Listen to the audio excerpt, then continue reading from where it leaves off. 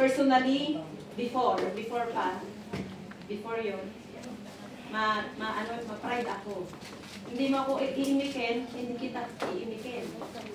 Ganun. Tapos, pag may nagawa, halimbawa, na magalit ka sa akin, wala akong ginagawang masama sa'yo, ba't ako magsasorry? Ganun yung pananaw ko before, na wala pa si Lord sa buhay ko. So ngayong hapon, bakit hindi natin gamitin yung pride na yon para maging inspiration sa iba na lumagutin sila sa buhay nila bilang isang Kristiyano? So, number 1, meron akong 5 letters na ibabahagi sa inyo na nawa ay makatulong din sa inyo kasi ito is personal kong ginagamit sa aking pang-araw-araw.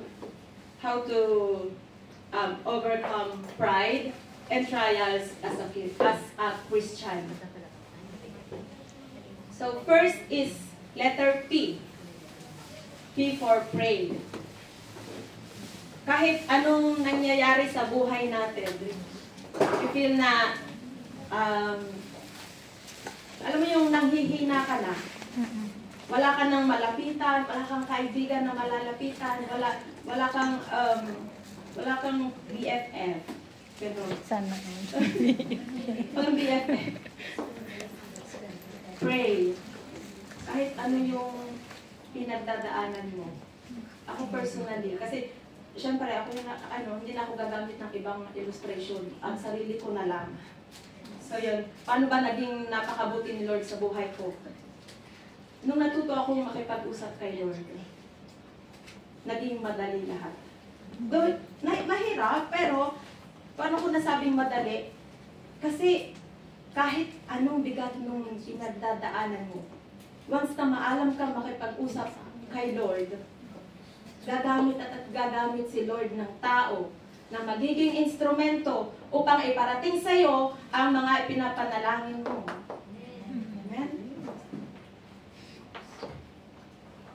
Katulad nitong pagtayo ko dito ngayon sa unahan, hindi lang buwan, hindi lang hindi lang isang taon ko ipinagpipray na Lord, na alam ko na binigyan mo ko ng talent sa ganito, pero I don't know kung kailan yung perfect time na gamitin mo ko na makapagbahagi ng salita mo, na makapagbahagi ng mga salita mo na nakatulong sa akin na yung mapatunayan ko na kung gaano kang kabuti, kung gaano kang katotoo sa buhay ko bilang isang Kristiyano. Number 1 is pray. Nung last na sa mga hindi nakakaalam, may isa akong anak, and yung anak ko is, may sakit siya, may isang rare type ng hemangioma na need niyang undergo ng medication or surgery. So, ilang taon siyang nag-maintenance. 4 years siya nag-maintenance. And then, kami as a parent, masakit sa amin na nagsasuffer yung nag-iisa naming anak. Nakikita namin siya, nagtitrigger yung bukol niya, hindi niya maigalaw yung leeg niya, ganan. Hindi normal yung 4 na taon niya abang nakikipag-suffer dun sa sakit na yun. But kami, nag-aalala kami, pero wala kaming magagawa. Normal na mag-alala as a parent, pero wala kaming magagawa. Ang ginawa namin, ang ginawa ko personally, idinulog ko kay Lord. Lord, tao lang ako, wala akong kakayanan. But I believe na hindi mo inalaw mangyari itong bagay na ito kung hindi namin kaya. And thanks God. Dahil nitong lately, hindi na niya need mag-undergo ng surgery. Ganon ka-powerful yung prayer pag sinamahan mo ng faith. Yes. Siyempre, dapat pray, pero dapat may faith. Yeah. Kasi useless, parang sinabi mo lang na, magbabago ako, nagbago na ako, pero hindi mo ginawa. Parang ganun. So, yon mga kapatid. Number 1, pray. Sabi sa 1 Thessalonians 5, verses 16 to 18, sabi niya, rejoice always, pray without ceasing, Give thanks in all circumstances, for this is the will of the God in Christ Jesus for you. Madalas dumaranas tayo ng mabibigat na pagsubok. Sometimes, wawalan pa tayo ng mahal sa buhay. Masakit. Minsan, naluloko tayo ng kaibigan. Minsan, sarili pa nating pamilya. Diba? Pero, huwag natin kakalimutan na yung pakikipag-usap sa Panginoon. Siya yung susi. Na kung ano man yung pinagdadaanan mo ngayon, kung ano man yung bigat na dinadala mo ngayon, walang ibang higit na makakatulong sa'yo, kundi siya lang. May mga totoo kang kaibigan, thanks God.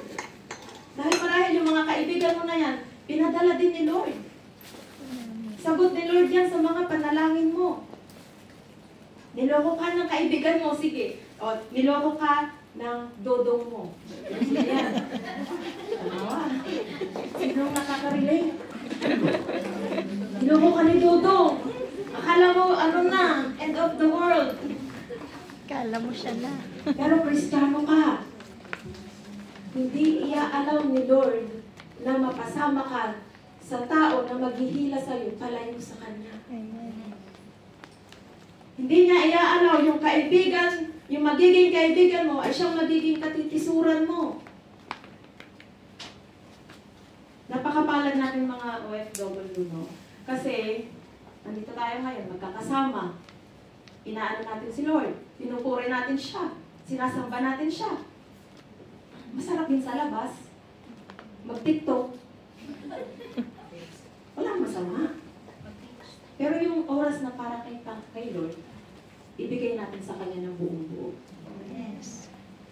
Kasi, before pa lang tayo umalis ng Pinas, anong prayer natin? Lord, alis na po ako, Panginoon. Pagdating ko doon, maghahanap ako ng malapit na church. Magsaserve ako sa'yo. Dumating na ng Hong Kong. Ayan na. Friend, Sisi. Yan na. Nawala na. Yung promise niya kay Lord. Alam niyo, nakakatakot magbitaw ng salita. Nakakatakot magbitaw ng promise pag indirect mo kay Lord. Wala kang pananagutan sa mga friends mo. Kay Lord meron. Ang masaklap, hindi indadirect ni Lord. Hindi indadirect yung mga consequences, hindi dinadirect sa sarili natin eh. Madala sa family. Tama? So pray. Yan po yung magawa. Hello. Hi. Iinom muna po ako ng tubig. Okay.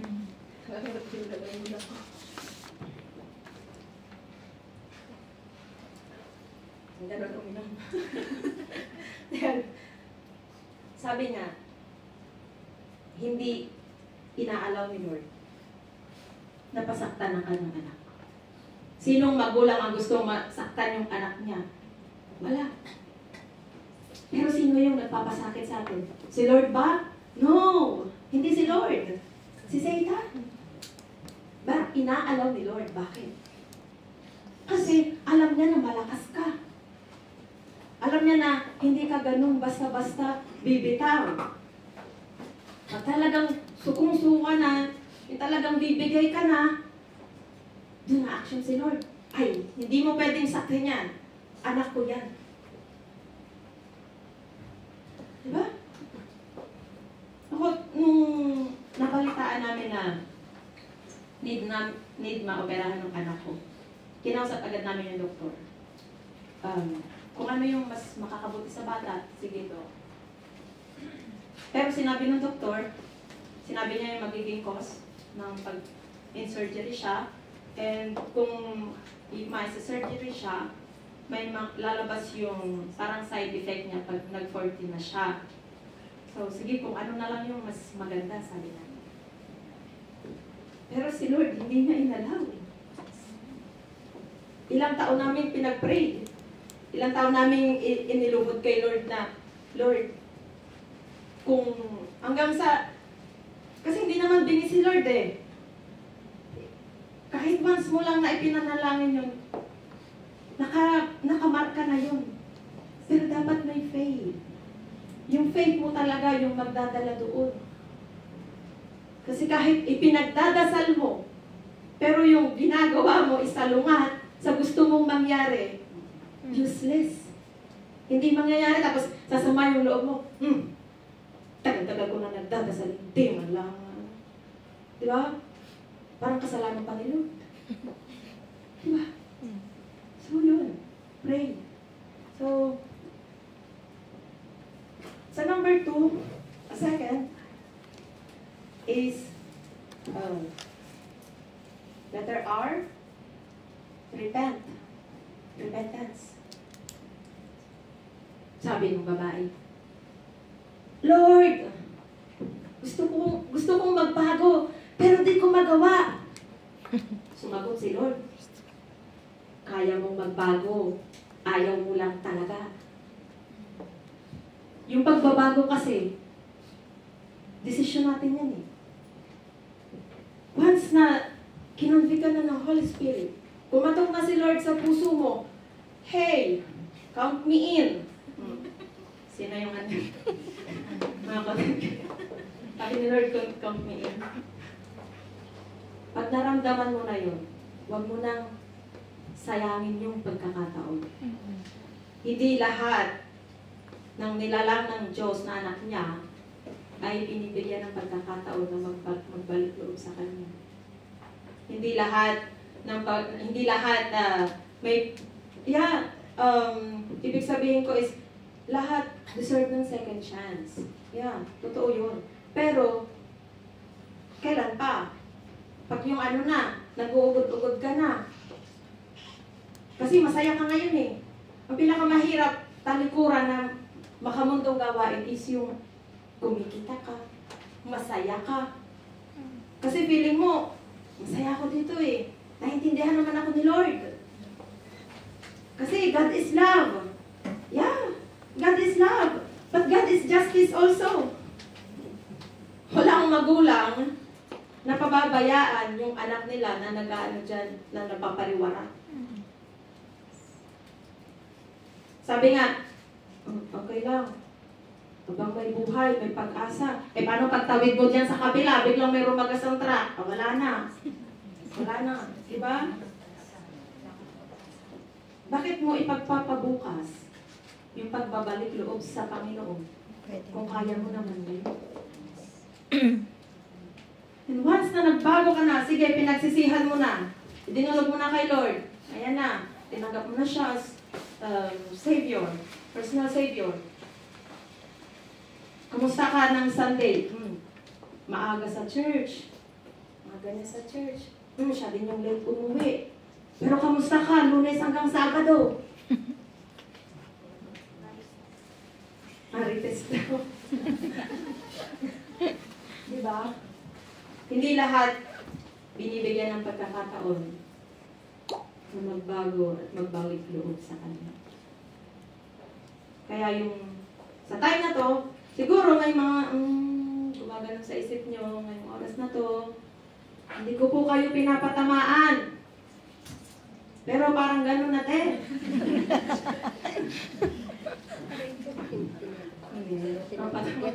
Kasi yung iba seryoso. Ganito ba yung pakiramdam sa yeah, pag nainom po ulit ako.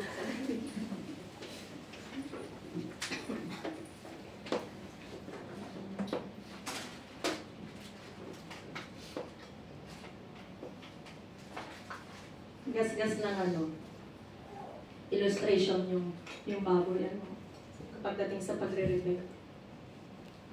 Pagkatapos mong maliguan, babalik sa putikan. Yung sa muli na yun. Iinom ulit ako. Sorry. Sa buhay natin, wala nang back out. Sorry talaga. Anay, niliguan ka na. Hindi na ikaw yan. Hindi mo na katawan yan.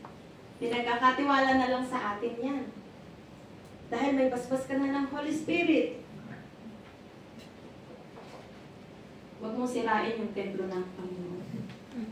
Dahil yung katawan natin, kung sabihin natin na sabi nga, hindi pumupunta ang isang tao sa ospital na walang dapat gamutin, na walang sakit, sa madaling sabi. Pag nagamot ka na, ano gusto mo, bumalik ka sa ospital. Kung magaling ka na. Ganun din sa pananampalataya natin, mga kapatid. Dati ang ganito ako sa wala akong ginawang masama sa'yo. Alam mo mag-sorry ako sa'yo. Diba may mga ganung pananaw before?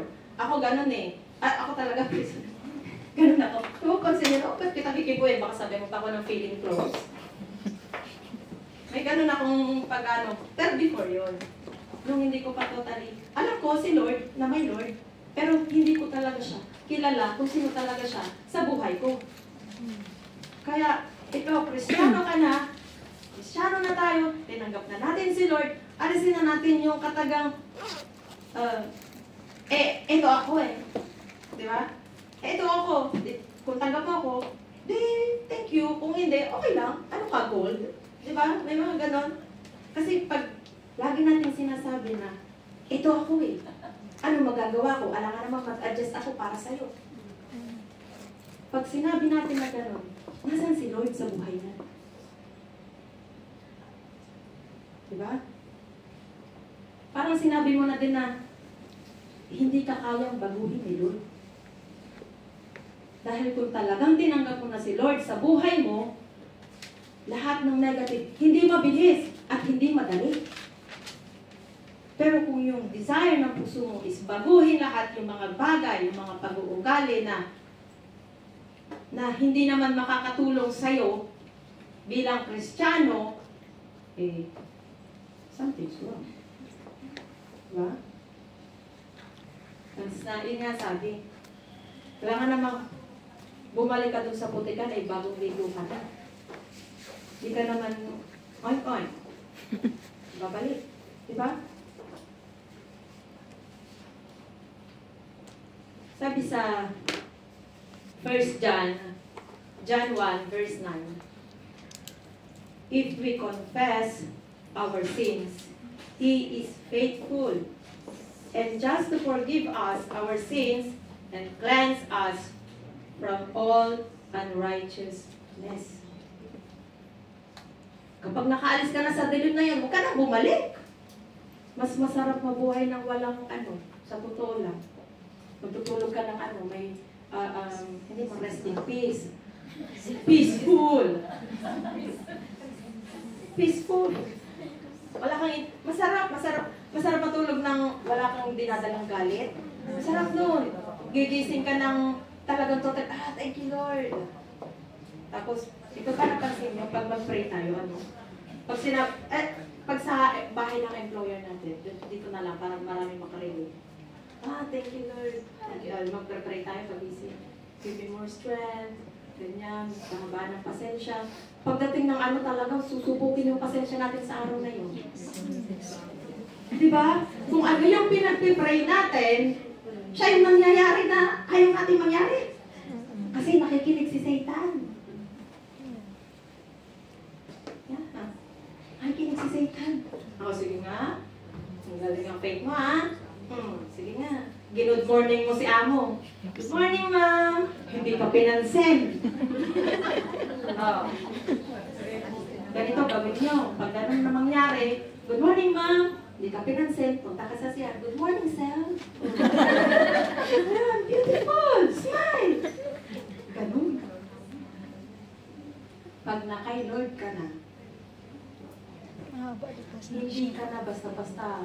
Alam mo yun? Hindi na ganun, hindi ka na mahihirapan na switch mo. Basta yung, paanohin mo, hindi na mahirapan sa'yo na may term doon eh. Basta yun. Yun.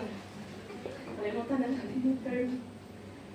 Pero, yun nga, sabi ko nga, pag nag-repent ka na ako, sa mga hindi nakakaalam, yung una kong tayo dito, so yung testimony, ako po is galing sa faith healer group. Yun yung buhay ko before. Exorcism, ganyan. Sa mga hindi nakakaalam. But, habang tumatagal, hindi ako masaya. Nung una masaya kasi nakaka-travel ka sa ibang lugar, yung mga gusto pupuntahan ko ng libre. Pero hindi pala doon nakikita yung totoong kaligayahan. Hindi sa material na bagay. Ganun ako kakitid before.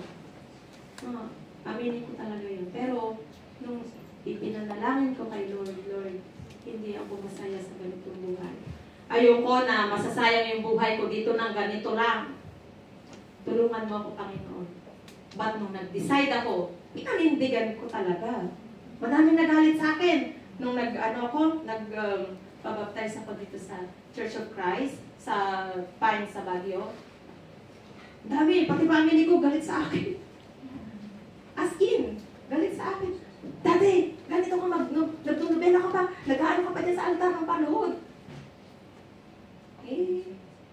Hindi pala yun. Hindi pala yun yung gusto ni Lord sa akin. Ang gusto pala ni Lord sa akin, tumayo dito para mag-share sa inyo ng kanyang kabutihan. Diba? Ang sarap mag-ano kay Lord. Sa una, hindi madali. Pero pag nakasanayan, ang sarap sa pakiramdam. So, talong tayo sa tatlo. Inspired. Inspired, yeah. Be inspired. Bakit ako nakatayo ngayon dito sa unahan?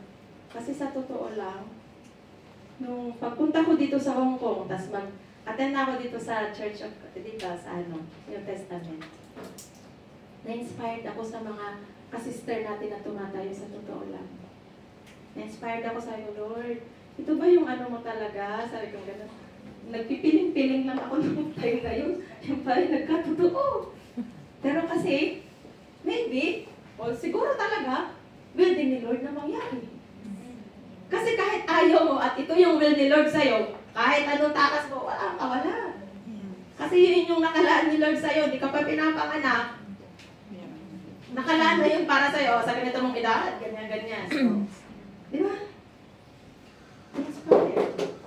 Tayo mga mapalad tayo kasi tayo dito, binibigyan ng chance na makatayo lang dito sa unahan. Na magamit para yung talent mo kay Lord.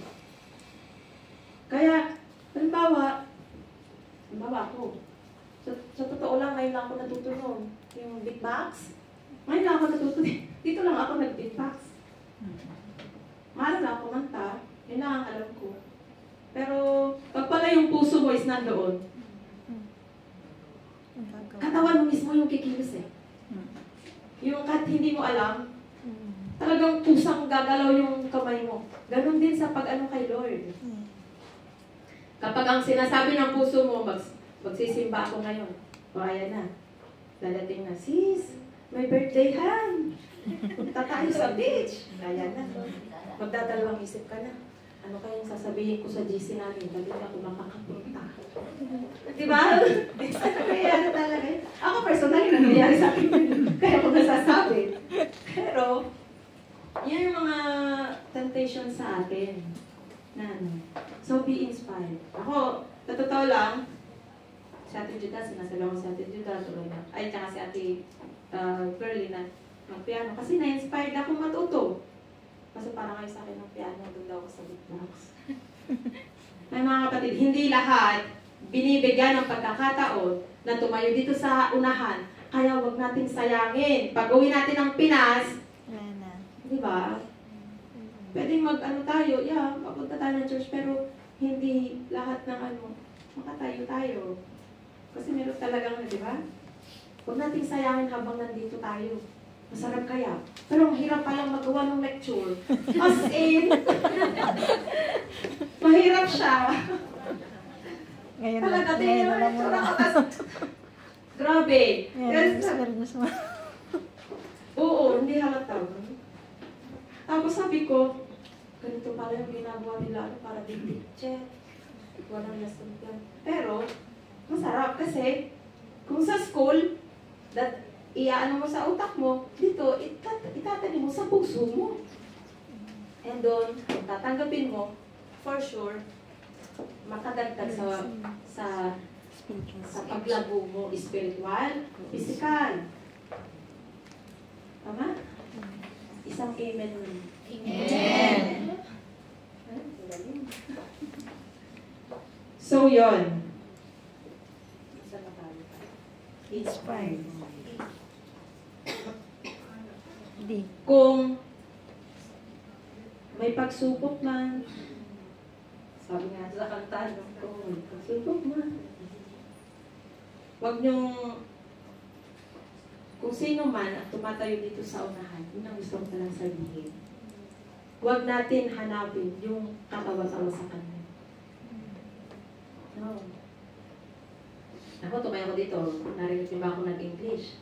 Ako magaling mag-English. Yung Bible verse lang kasi kinopya ko yun. Ano ka magaling mag-English? Oh. Meron tumatayo. Hindi siya, alam mo yun, huwag mong hanapin, sa madaling sabi, huwag mong hanapin sa nakatayo dito sa unahan, yung kapintasan niya. Ang hanapin mo kung saan ka may inspired sa kanya. Amen. Tama? Huwag mong hanapin yung kapulaan sa kanya dahil siya, kung wala si Lord sa kanya, wala siya ng lakas ng loob na nandito ngayon. And sino nagkasala? Yung bang tumayo? O, bakit ba tayo nandito? Para tignan yung kapintasan ng mga kapatiran natin? Di ba? So, ma-inspire. Ma-inspire tayo sa bawat isa sa atin.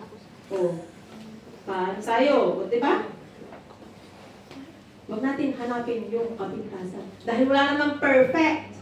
Taas ang kamay ng perfect. Wala. Oh. Wow! Nag-inap lang pala. So, ayun.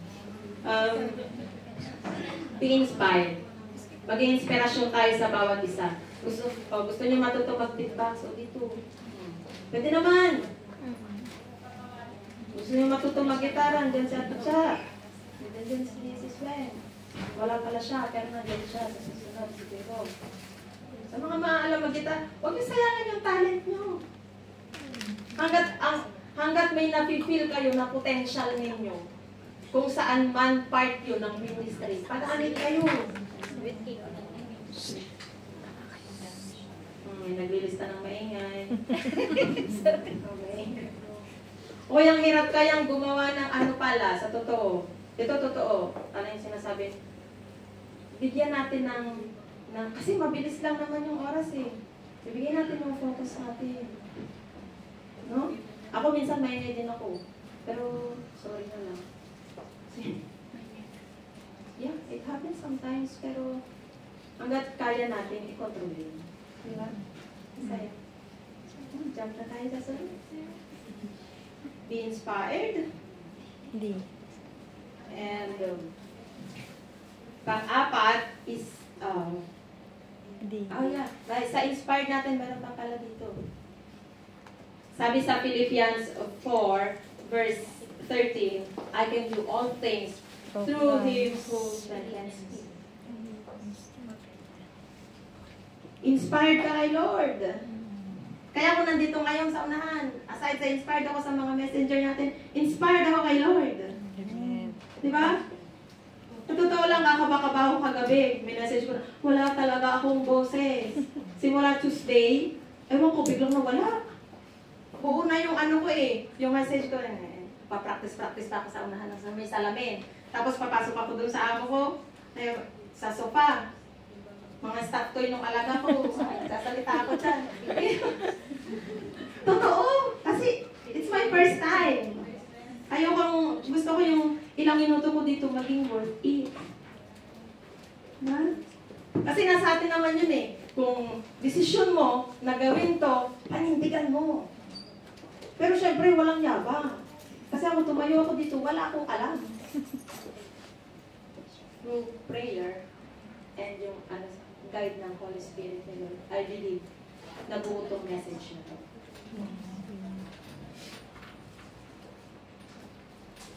Fourth is to delight. In Psalms 37 verse 4, delight yourself in the Lord, and He will give you the desires of your heart. Sabi nung, madalas may mga kaibigan ako na from outside naman. Nilay.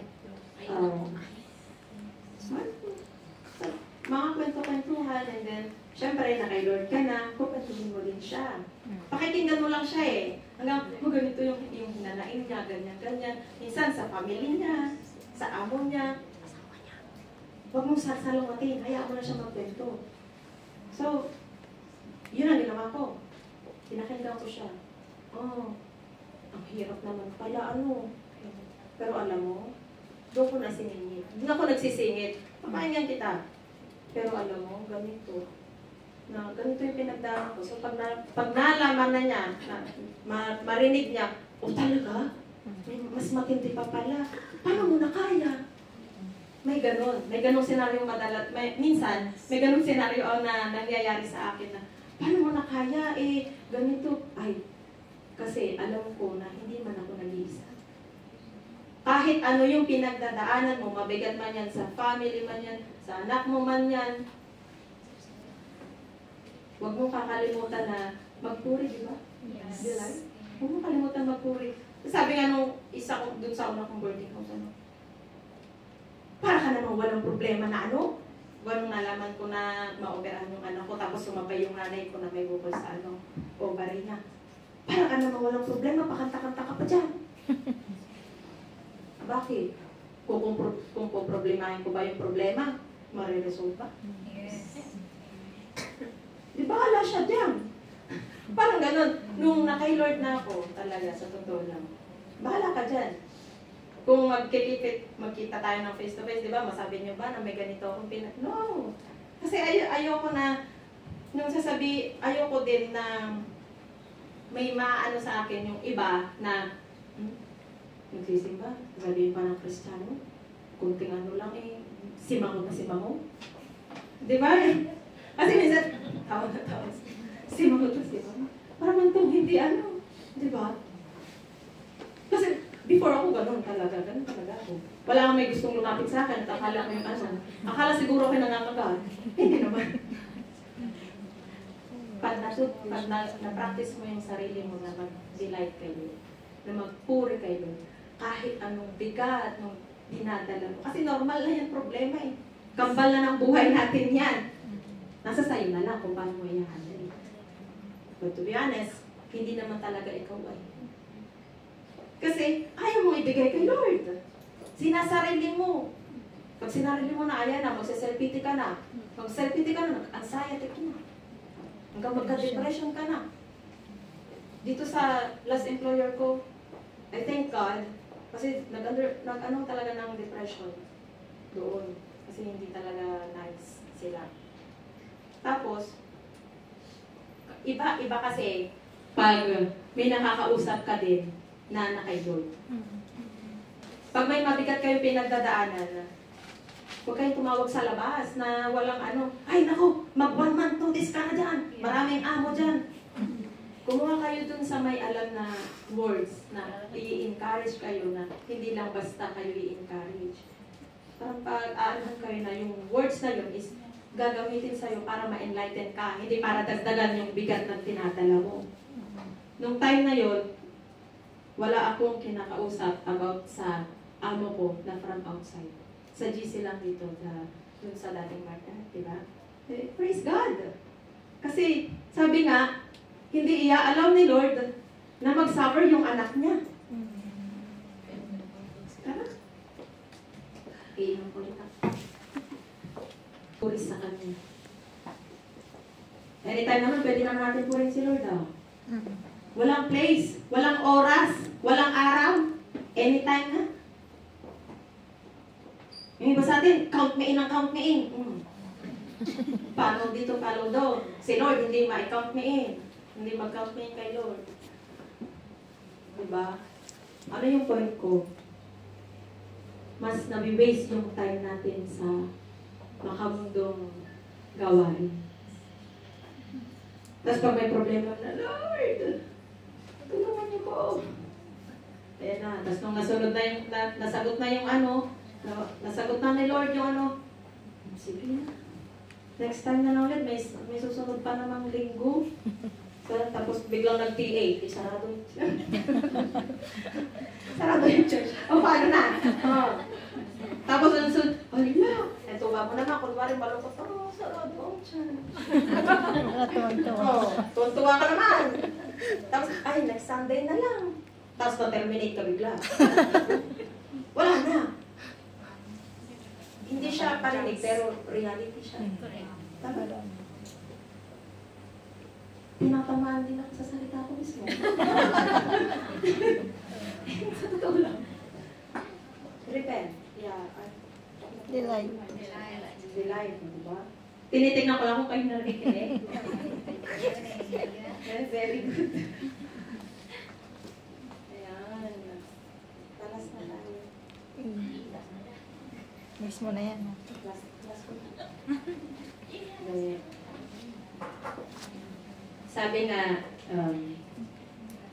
inaalis ni Lord ang mga taong alam niyang ginagawa kang topic. Inaalis ni Lord ang mga taong ginagawa kang topic kapag hindi ka kaharap. Kaya pag ikaw ay nawalan ng kaibigan, magalak ka. Magpuri ka. Tawa na tayo sa kabila. Siguro mga to. Madali nakaka-relate. Hindi, sa una, syempre, translate mo yung tao eh. Sino matutuwa nun? Pero, kung wala kang ginagawang masama sa tao na yon, at bigla silang lumayo sa'yo, ay magalak ka. Something's wrong pag hindi ka kasama. Diba? Ganun kakalab ni Lord. Ayaw niyang gawin kang ang tawag doon? Pulutan. Putahin. O, putahin, hindi naman putahin. Pulutan nga kasi ikaw yung topic. Tapos kapag magkakasama, oy, sisi, ay na beshi, beso-beso ka. Ay, magpuri ka kung may bagay na nawala sa'yo, maniwala ka na may best na nakalaan si Lord para sa'yo. Yung panghinayangan. Ano ka to? Joke lang. Hindi, seryoso po yun. Huwag mong panghinayangan, lalo kung material na bagay na ano, or yung tao. Tested and proven. Yeah. At anong brand? Sa last is to embrace God's promises.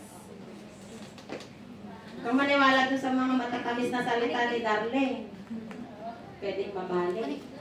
Embrace God's promises. But, God's promises, kahit kailan, hindi siya nag-fail sa atin. Tayo, failure tayo kayo. Pero siya, never. Ito ba ano to? Life verse ko talaga ito. Ito yung ginamit ko. In Isaiah 41:10, fear not, for I am with you. Be not dismayed, for I am your God. I will strengthen you. 41. I will help you. I will uphold you with my righteous right hand. Lingid sa kaalaman nating sa ating mga kapatid, na tapat ang Panginoon sa kanyang mga pangako. At isa sa pinakamagandang pangako ni Lord ay yung eternal life. Doon, wala na tayong problema. Wala nang marites. Wala nang mag-chismis tayo dyan. Doon masaya. Wala kang sakit. Hindi ka nakakaramdam ng gutom. Basta lahat yung mga negative na nararanasan natin ngayon, never natin mararanasan doon sa eternal life na pinangako ni Lord. So paano? Paano makakapunta doon? Alam naman na natin yung sagot. So personally, alam na natin. And alam mo na, pag ginawa mo na yung sagot na yun, tinanggap mo na siya. Oh, wala nang babalik. Wala nang lingon-lingon. Straightforward. Kung Kung may makikita kang bato, huwag mong sisipain. Matigas yun. Iwasan mo. Ano yung bato? Temptations. Hindi ka mananalo sa temptation. Sabi na ng kanta, tukso, layuan mo ako. Pero ang totoo, hindi lalayo si tukso. Love na love ka niyan. Ikaw naman, na-in-love ka rin. Ginawa mo. Inaakap mo pa. Oh. Ayun, happy soul. Tapos yung dating beshi-beshi na sa loob ng church, nagdating mo na, siya na si Satan. Diba? Kasi syempre, concern tayo dito sa kapatid natin. Oh, ipapamulat natin sa kanya. Sis, ganito, ganito. Si Satan na talaga yung tingin sa iyo. Pag ano, hindi tayo mananalo sa temptations. Totoo yun. Kahit anong lakas ng faith mo. Pero, hindi mo kayo correct pag mali yung sinasabi ko. Wala tayong power. Pero, may power tayo na nagmumula kay Lord na iwasan yung temptation. Kasi, pag naging Kristiyano ka na, magiging open-minded ka na. Alam mo na yung mga posible pwedeng mangyari kapag ginawa mo na itong bagay na to. Hindi ka na bulag sa katotohanan. Hindi ka na bulag sa mga posibilidad na mangyari kapag ginawa mo itong bagay na to. Diba? Lalo sa paggagawa natin ng desisyon. Minsan nga, pag magsasalita lang tayo, diba? Minsan, ako ganun ako Pag minsan magsasalita, may biglang magsisink in na, nakasakit ba ako naman? Di ba, may magandang tayo? Maiisip mo bigla, tapos pag feeling mo, bigla kang may guilt. Makakaramdam ka ng guilt. Pag feeling mo, na-hurt mo siya, oh sis, okay, ano ka ba? So, sorry, di ba tayo na yung samantalang dati, wala mo na akong ginagawang masama. Di ba? Iba na, kapag yung talagang isinuko natin, yung sarili natin kay Lord. Malayong-malayo. As in, malayong-malayo na. So, embrace God's promises. Kapag, sabi nga, ang pangako, madaling mapako. Pero yung pangako ni Lord, pang forever. Yun. Pakisabi nga po sa inyo mga katabi, magbago ka na kasi.